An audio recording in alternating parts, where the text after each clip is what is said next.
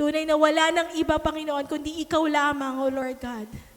And we just want to thank you, Lord God, for today. Thank you, Lord, that we are here, that we can worship you, that we can honor your name, Lord God, because this is, Lord God, a privilege for every one of us, Lord. Hindi po lahat nabibigyan ng pagkakataon to worship you freely, Panginoon.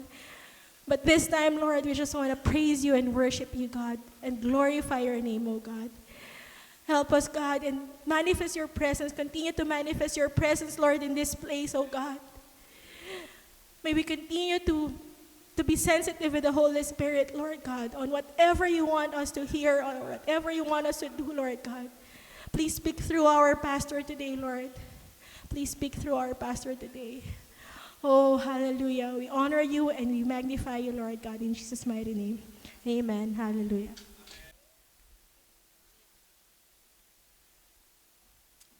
We are starting a new month, the month of March.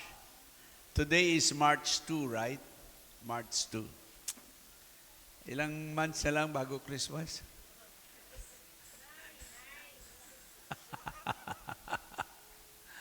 Praise God. Praise God. Hallelujah.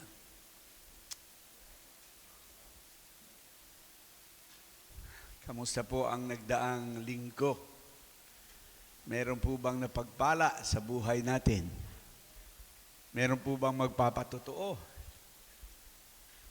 Kung paano tayo ginamit ng Lord sa linggong ito? Itong linggong ito, nag-Bible study kami. Palagay ko, tuloy-tuloy na yung Bible study na yon. Praise God. Amen. Nung dumating ang ating Panginoon dito sa daigdig, ipinakilala niya ang Diyos bilang Ama, Father. Father. Matthew 6:9. Ganito kayo manalangin, Ama naming nasa langit, sambahin nawa ang inyong pangalan. He introduced to us God as the Father. Sa Matthew 5:48, but you are to be perfect, even as your Father in heaven is perfect. Kaya maging ganap kayo gaya ng inyong Ama na nasa langit, like Father, like Son. Ito naman po ay kinonfirm ni Pablo sa kanyang sulat sa mga Romano. Sabi dito, sapagkat hindi ibinigay sa inyo ng Diyos ang Espiritu upang kayo'y gawing mga aliping namumuhay sa takot. Sa halip, ibinigay sa inyo ang Espiritu upang kayo'y gawing mga anak ng Diyos. Kaya nakatatawag tayo sa Kanya ng Ama, Ama ko. Now, ito ang question. Ano po ba ang significance na siya ay Ama? Kasi marami siyang pangalan sa Old Testament eh. Yahweh, Adonai, di ba? El Shaddai. Ang dami niya. Pero when Jesus came, He introduced to us the Father as Father. Ano po ba ang significance dito?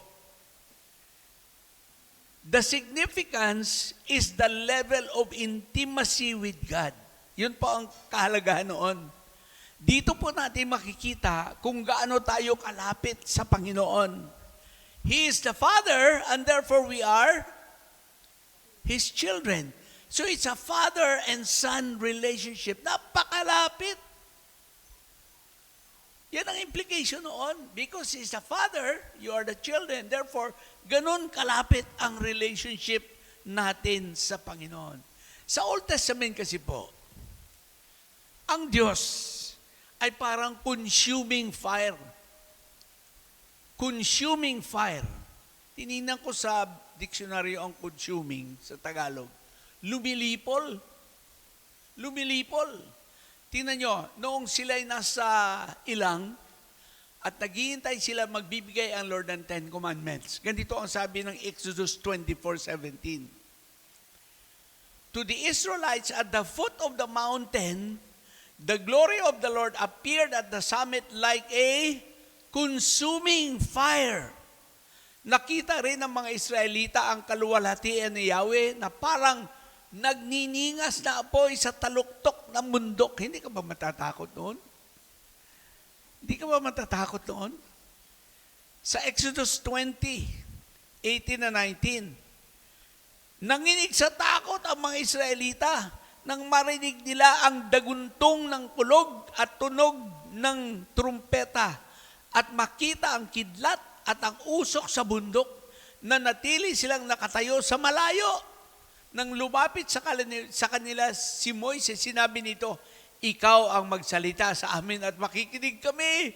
Huwag na ang Diyos at baka kami mamatay. Ganun ang Old Testament. Ganun ang relationship ng tao sa Diyos. Hindi siya pwedeng basta lumapit sa Diyos. Nakakatakot ang Diyos. Yan ang Old Testament. Yan ang dahilan kung bakit sinimulan ang opisina ng kaparian, priesthood. Yan ang dahilan. Hindi pa kayo nagtanong, paano nagsimula yung priesthood? Ba't nagkaroon ng mga priest?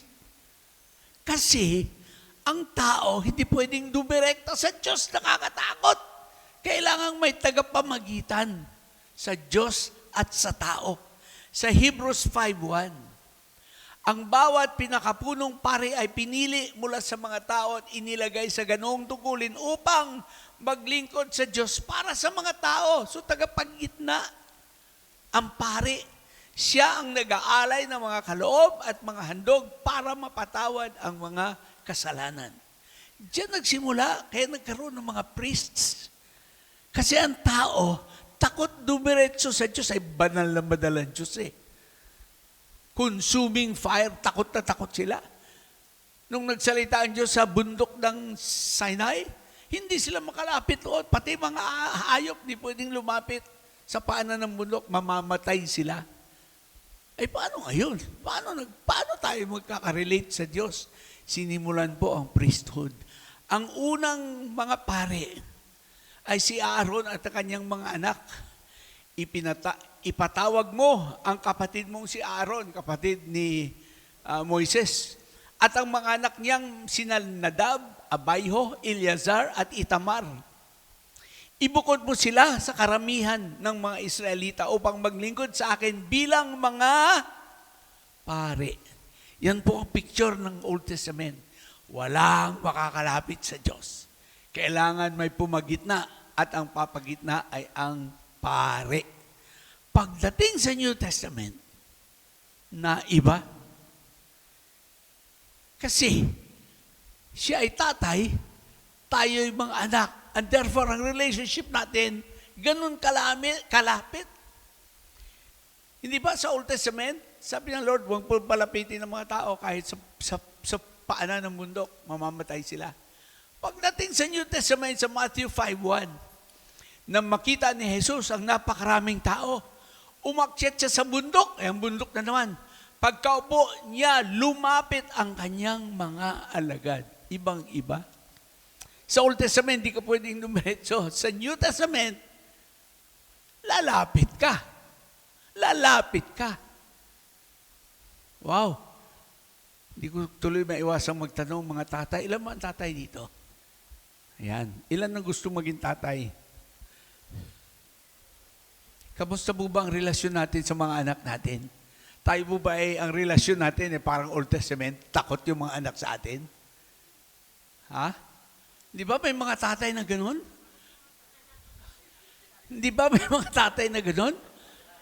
Yung ano pa lang, yung yabag pa lang ng tatay pagdating, nangangatog na yung mga kasamahan sa bahay. O, kayo po ba yung mga tatay na malapit sa anak? Sana si tatay, ba't wala pa? Pag dumadating si tatay, ang dami-daming dalang mga regalo. Ay, dito tayo si tatay. Sabi tatay, oo, may mga regalo ako sa inyo. O, sino rito sa inyo? Ang napakasipag, siyang nagtatrabaho sa bahay. Sabi ng mga anak, ay, si ate po, si ate. Sino sa inyo dito ang napakalambing sa nanay? Napakalambing sa nanay. Ay, si Bunso po. Turo sila. Ay, ito pa, may regalo ito. Sino sa inyo rito ang napakamasunurin sa nanay? Sabi ng mga anak, ikaw tatay, ikaw tatay. Sa iyo yan, tatay. Wow. Now, we need to ask a question. Paano nangyari na nagkaroon tayo ng intimate relationship with God? Dati takot na takot. Ngayon, pwede nang lumapit. Paano nangyari? Nangyari nung namatay si Jesus sa krus. Nung nalagutan siya ng hininga. Sa Matthew 27, verse 50-51. Then Jesus shouted out again. Nasa krus siya. Sumigaw. And He released His Spirit. Sa iyong mga kamay, aking inilalagak ang aking Espiritu. Nung nangyari yon, at that moment, sa oras na yon, the curtain in the sanctuary of the temple was torn in two from top to bottom. Hindi ba ang templo noon, pagpasok mo, holy place, may makapal na kurtina, holiest, andun yung Ark of the Covenant. Yung kurtinang yon, alam mo kung gaano kakapal, mga 4 inches kakapal. Nung namatay si Jesus, nalagutan ng hininga, alam mo yung kurtinang yon? Yun ang naghihiwalay sa atin si Diyos na tayo eh. Kaya ang pwedeng pumasok dyan, pare lang eh. Pare lang ang pwede, hindi ang tao. Nung nalagutan ng hininga ang Panginoon na napunit, galing daw sa taas, pababa, hindi galing sa baba, pataas. Ano ibig sabihin noon? Ang Diyos ang nagpunit noon. Hindi kaya ng tao yun eh. Kung sa baba na punit, ay ibang usapan yon. Sa taas, pababa, napunit yung 4 inches thick. Ano po ang significance noon? Ano po ba ang kahalagahan noon? Sasabihin ko sa inyo, pagkainom ko ng tubig.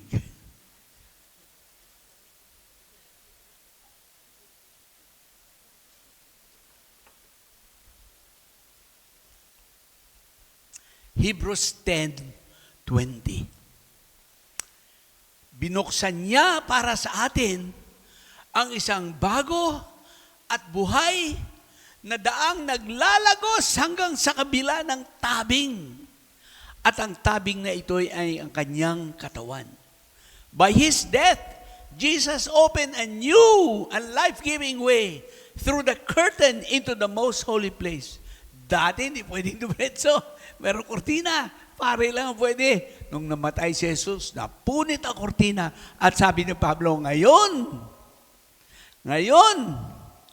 meron na tayong karapatang tumuloy diretso sa Ama. Direct access to the very presence of God.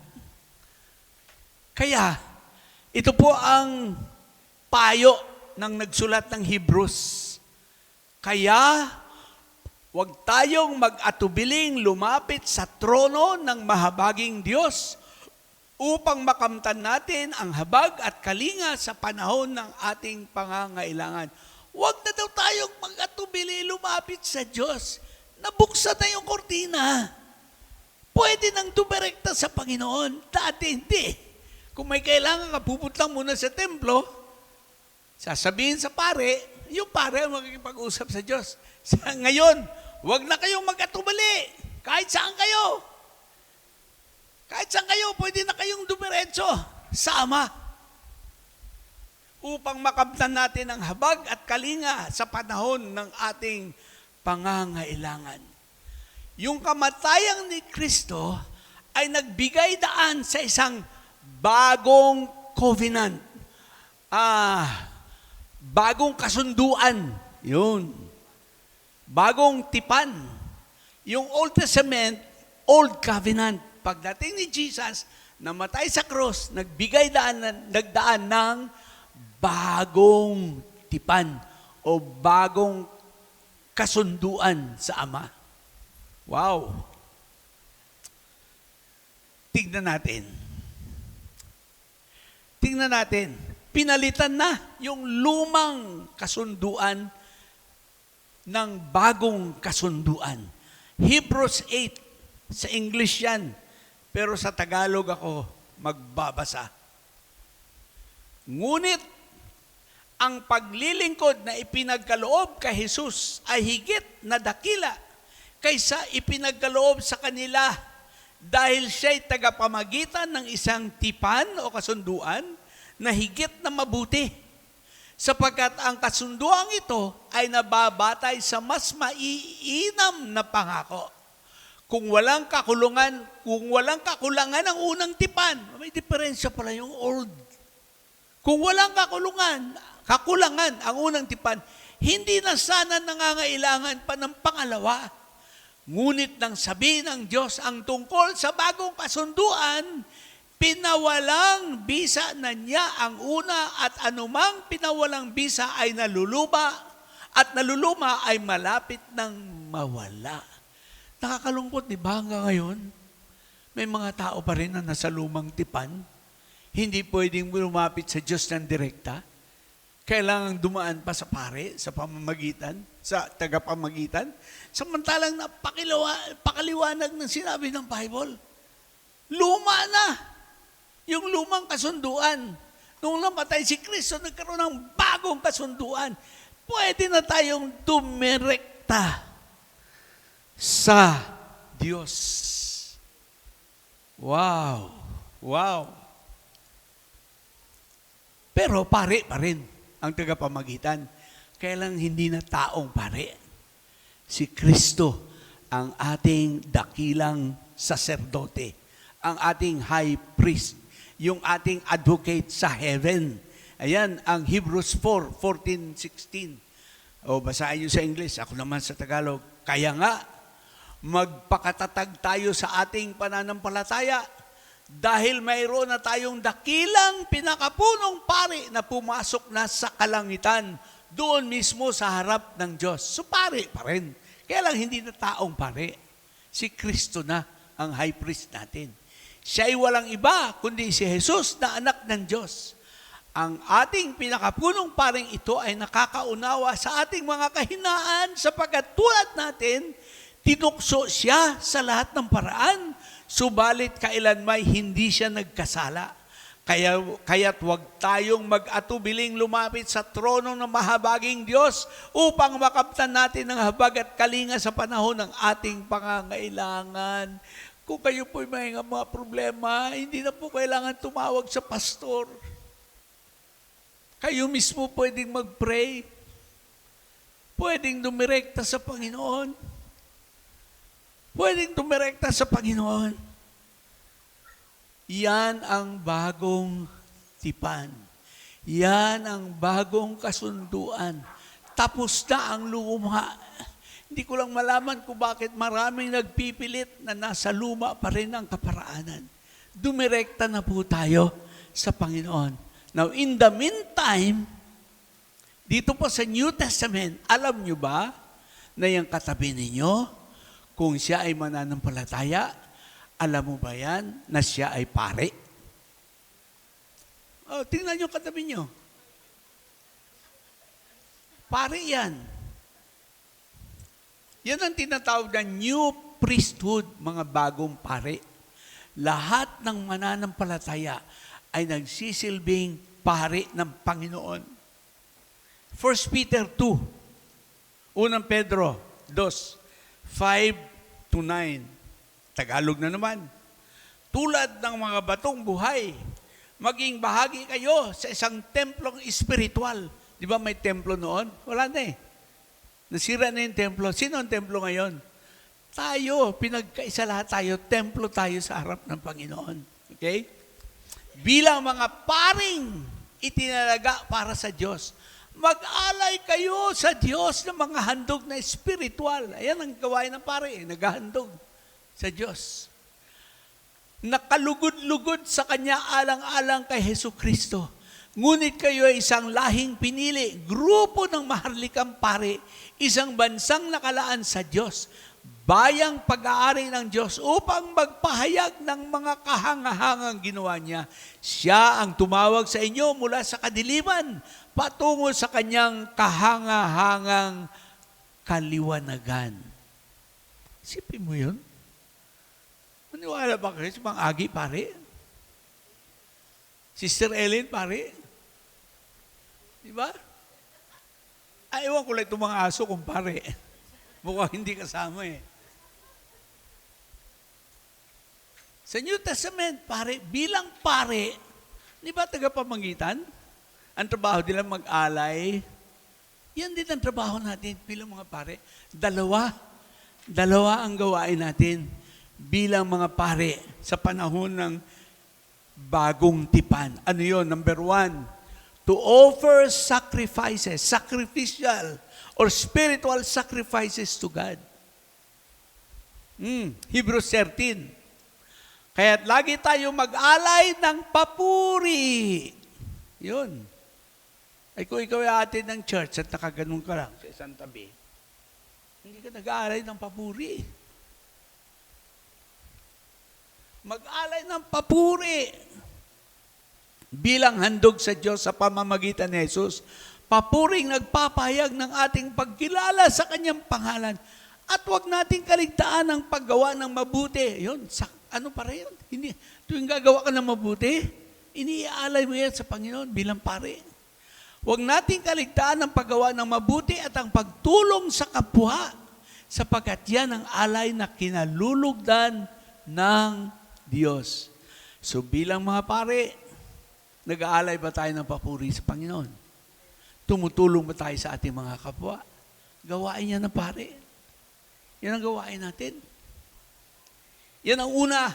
Pangalawa, bilang mga saksi sa mga hindi pa ligtas upang sila man ay maligtas. Sa Matthew 28, ito, Jesus came and told his disciples, I have been given all authority in heaven and on earth. Therefore, go and make disciples of all the nations, baptizing them in the name of the Father and the Son and the Holy Spirit.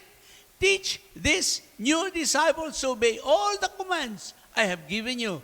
And be sure of this, I am with you always, even to the end of the age. Sabi nila, ay para lang yun sa mga apostol. Hindi, to the end of the age. Hanggang wala na mga apostles eh. Andito tayo eh. Balang araw, mawawala rin tayo. Meron na namang to the end of the age. Yan ang trabaho natin. Oo. Kaya folks, sa ating pagtatapos,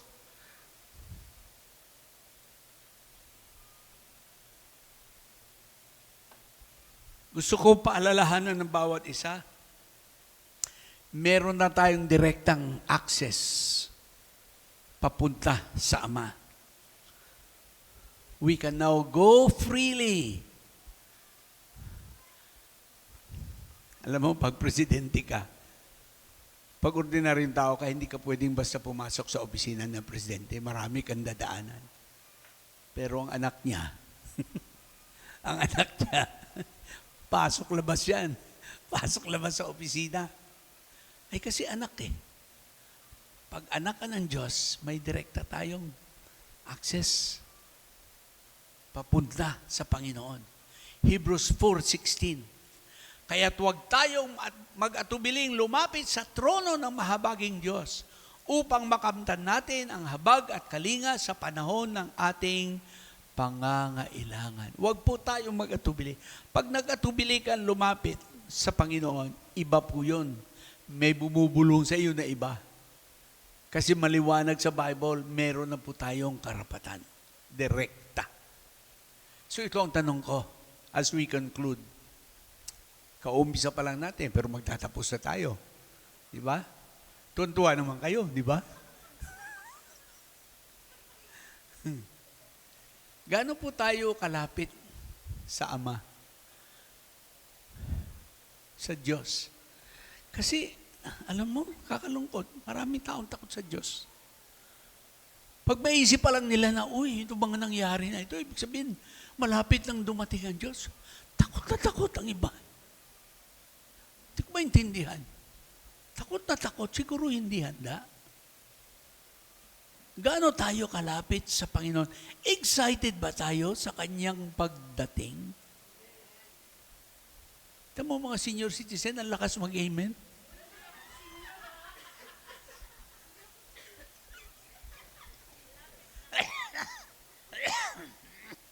Yung mga bata kasi, mahaba pa. Buhay ko. Enjoy muna ako.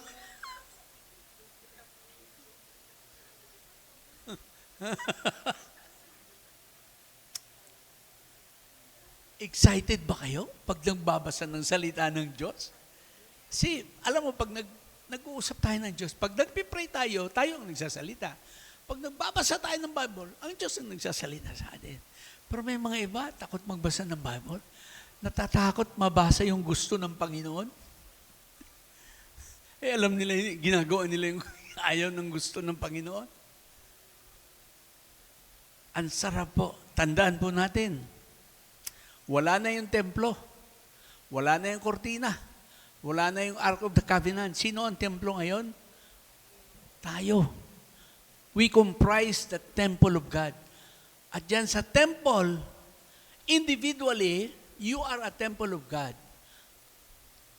Bilang grupo, corporately, we also are the temple of God. At doon sa temple, merong Holy of Holies. Andun yung Ark of the Covenant. Ganon din tayo ngayon. May Holy of Holies, andun. Andun ang Panginoon sa loob natin.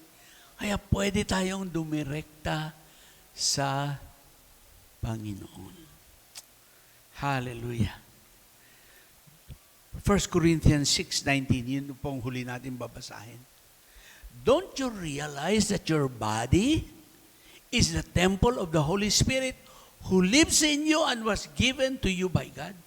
Hindi ba ninyo alam na ang inyong katawan ay templo ng Espiritu Santo na nasa inyo at ipinagkaloob ng Diyos sa inyo? Meron pong presence ng Lord.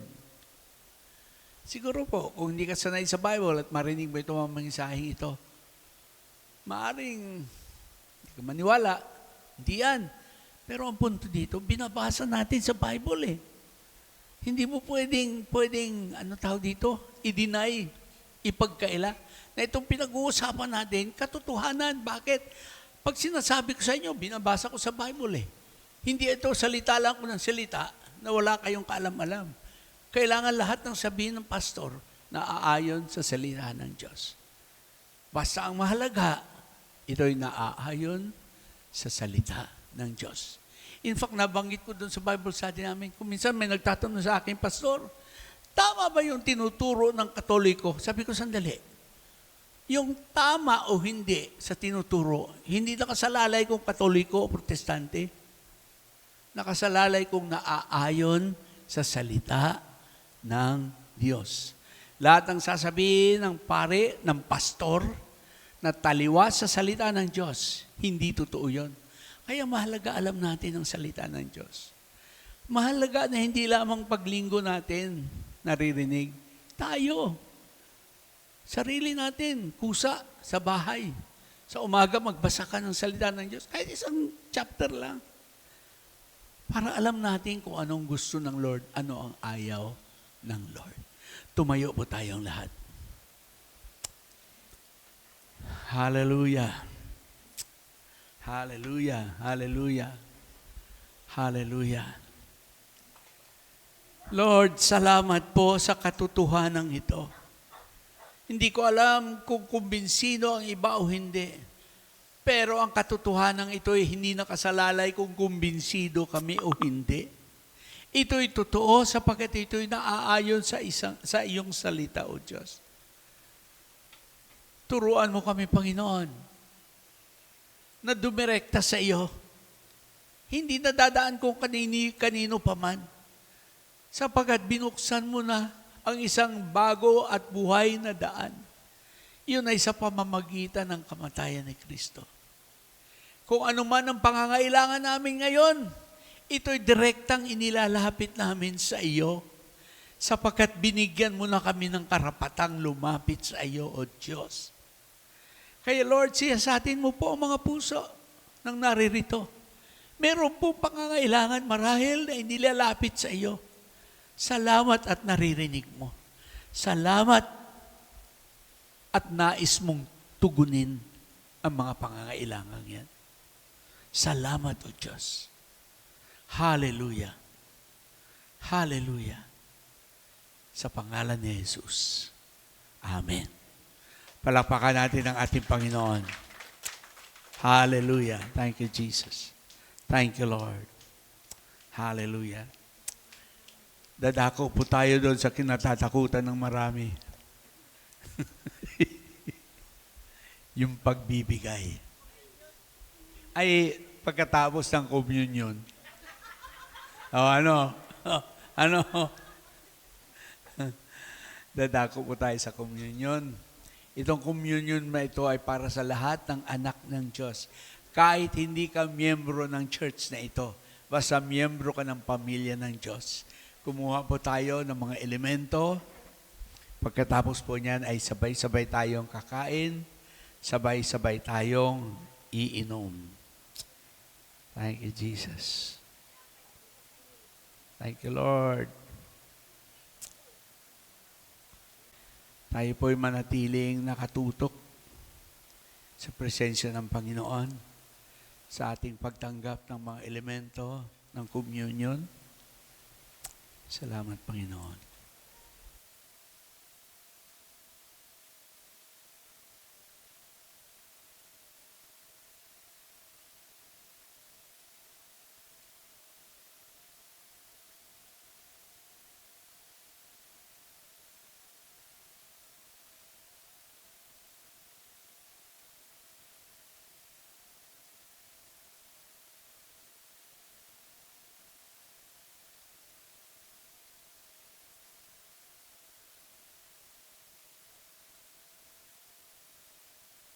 Ito po ang sabi ng Bible.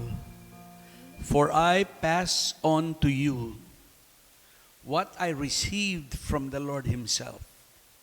On the night when he was betrayed, the Lord Jesus took some bread and gave thanks to God for it. Then he broke it in pieces and said, "This is my body which is given for you. Do this in remembrance of me."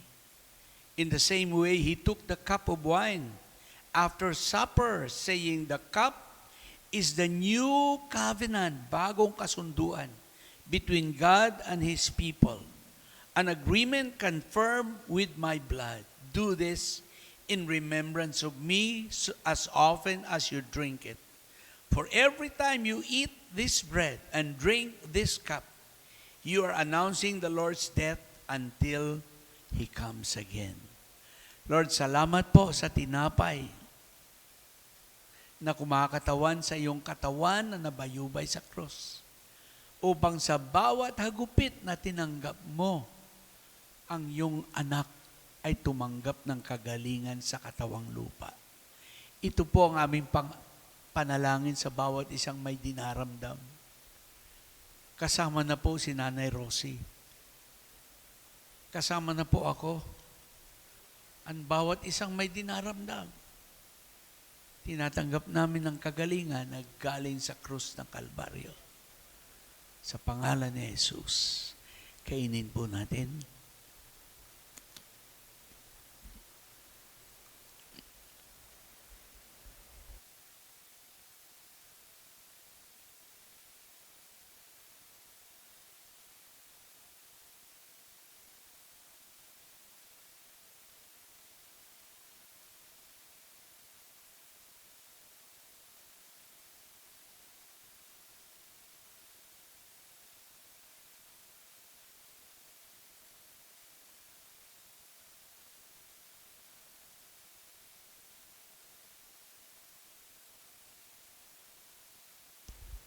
Hallelujah. Ang sarong ito ay kumakatawan sa dugo na nabuhos sa Kalbaryo. Walang makakapaglinis ng ating kasalanan, ni mabuting gawa, ni relihiyon, hindi makakalinis sa ating kasalanan, maliban sa dugo ni Kristo. Salamat, O Diyos, sa aming kaligtasan. At patuloy na itinataas namin ang mga mahal namin sa buhay, na araw-araw ay dinadali namin sa iyo, upang sila man ay magkaroon ng relasyon sa iyo. Hanggang ngayon, Lord, nagliligtas ka pa rin. Patuloy ka po mangusap sa kanila, O Diyos, upang sila rin, katulad namin, ay magpailalim sa iyo, kumilala sa iyo. Salamat, O Diyos. Sa pangalan ni Jesus. Amen. Amen. Inumin po natin.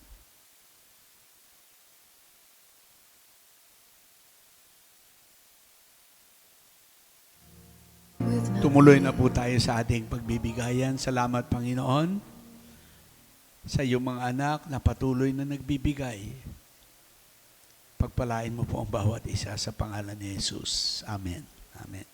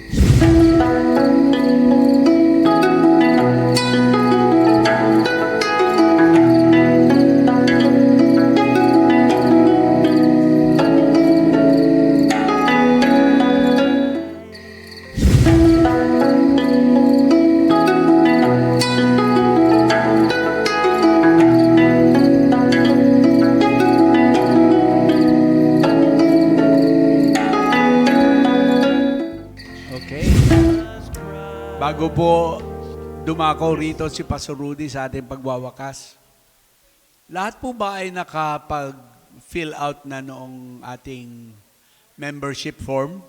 Meron bang dapat na isauli? May panahon pa ba, Norms? In-extend yung deadline, ano? So, sino pa po hindi nakakapirma? Si Joe pala. Meron ka na application? Wala pa. So, bigyan na rin natin. Meron pa bang available? Sige, sige.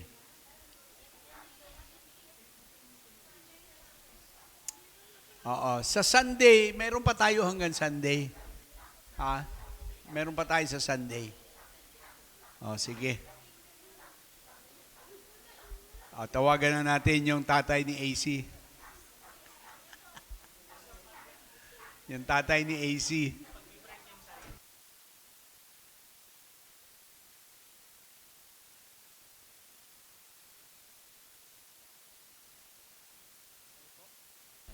Hello, ayan. So, bago tayo magtapos, tinatawagan ko lahat ng ka-birthday ko ngayong buwan.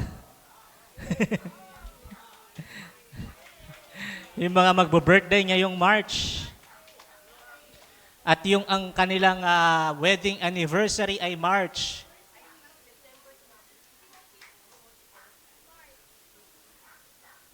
Ate Saimar.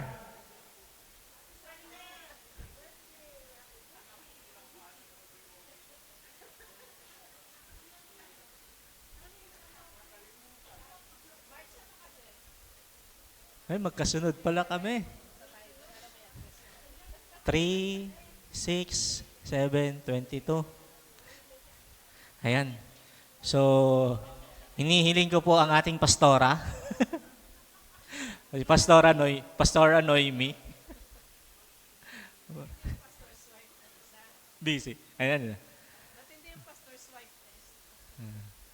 Para ipag-pray po yung mga celebrant na yung month.